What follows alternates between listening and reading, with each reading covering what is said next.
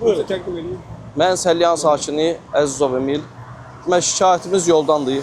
Düzdür, qəşəng yol çəkiblər, amma piyada xəttləri yoxdur. Ona görə şoferlər məhəlləmir. 3-4 kənd buradan piyada keçidi. Kənd sakinləri, yaşlısı, uşağı, cavanı keçə bilmir. Məktəbə hər gün 4 saylı məktəbə uşaq gətirirlər, uşaq aparırlar. Uşaqlar çətinlik çəkir. Özümüz əllərindən tutub keçirdirik. Yəni çox çətindir. Piyada keçidi olsa, şoferlər məhəl qoyar, saxlayar, hardasa uşaqlar rahat keçə bilər. Düzdür, işıqfor işləyir. Amma bəzi şoferlər var ki, işıqfora məhəl qoymurlar. İstəyir gündüz, istəyir gecə. Yəni cavan uşaqlardır, baxmır piyada keçidi yoxdur, basır keçir qırmızıdan, uşaqdır vururlar. Həftədə olmasa 10 gündən bir nəfəri xəsarət alır burada. Bəli, yaşlısı olur, uşağı olur, bilmir. Yəni belə bizə xahiş eləyərdik ki, aidiyyəti qurumlardan piyada keçidi bərpa olunsun.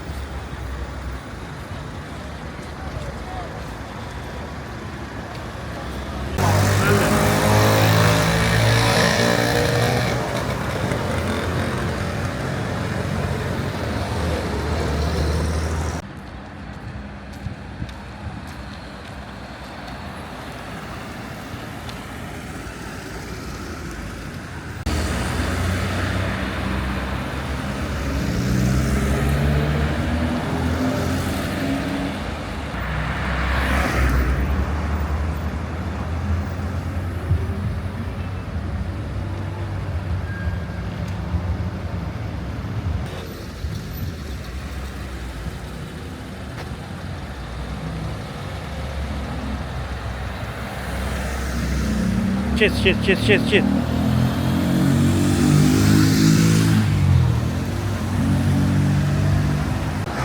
Ama o şey boylu Tehermen.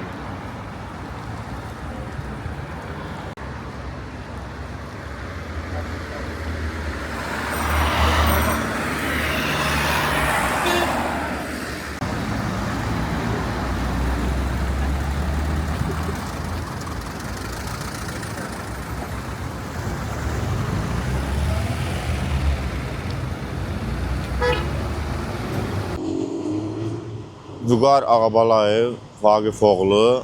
Yolumuz düzəlir. Yaxşıdır, magistral yoldur, ana yoldur. Amma piyada təhlükəsizliyi təmin olunmuyubdur. Keçid olub vaxtı ilə, amma indi pozulub təzədən bərpa olunmağını xahiş edirik aidiyyəti qurumuna. Təhlükəlidir, bəli, nə böyük, nə uşaq, nə qoca. Yəni təhlükəli. Bu günləri mən 10-cu sinif şagirdin əlindən tutub yolu keçirdirəmsə, deməli bu təhlükədən xəbər verir də.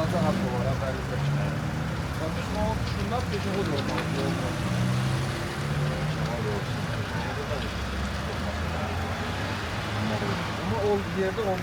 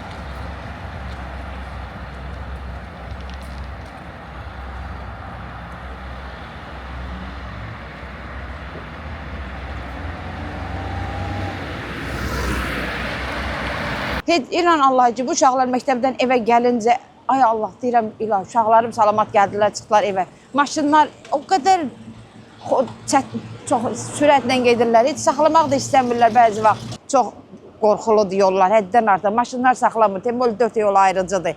Baxırsan, vallahi maşındır, dayanırsan keçiddən keçməyə, elə sürətlə gedir, deyirsən, ay keçid məndir də, keçməliyəm. Nə durub, nə deyərsən.